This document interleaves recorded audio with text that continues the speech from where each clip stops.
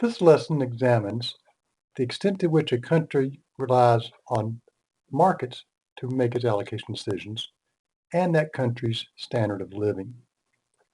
The first thing we do is talk about indicators that a country relies heavily on markets. We identified two. The first is the Index of Economic Freedom published by the Heritage Foundation. Every year, the Heritage Foundation rates countries on about 9 different attributes and forms a composite score based on those 9 attributes to rate countries as being relatively free economically or relatively unfree economically. I think the freest country last survey was Hong Kong, and the least free might have been if it was rated with something like North Korea or a Zimbabwe. The second indicator that a country relies heavily on markets is its freedom from perceived corruption. Every year, Transparency.org surveys citizens and asks them a series of questions, things like, did you pay a bribe this year? And then they'll rate the countries and then rank them.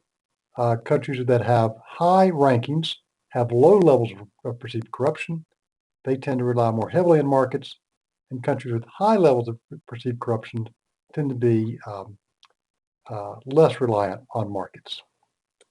We then turn to the evidence to see the extent to which, or to see the relationship between the extent to which a country relies on markets and its standard of living. The best measure of standard of living is gross domestic product per capita. Everybody calls gross domestic product GDP.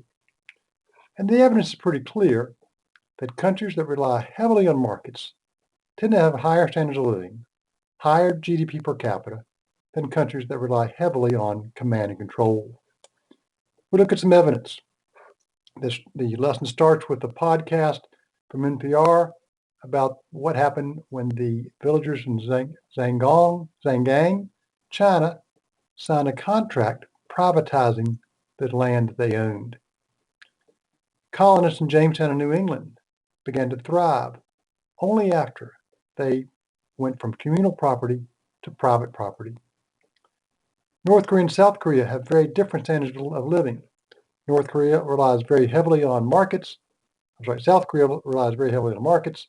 North Korea relies as maybe one of the most command and control countries in the world. Standards of living in North Korea are bleak.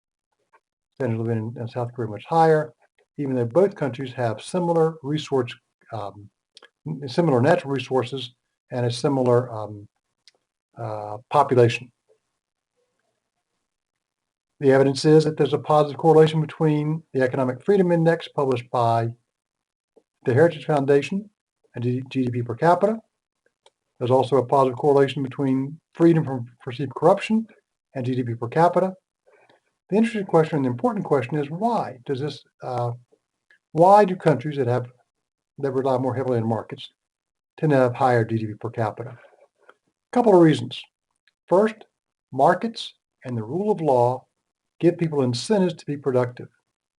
If you know that you can keep what you produce or sell what you produce, it gives you a strong incentive to be productive. Second, markets and the rule of law give people incentives to invest in themselves and in the assets they own to become more productive. Again, if I know that I can keep what I produce or can sell what I produce, I want to make myself and my assets as productive as possible.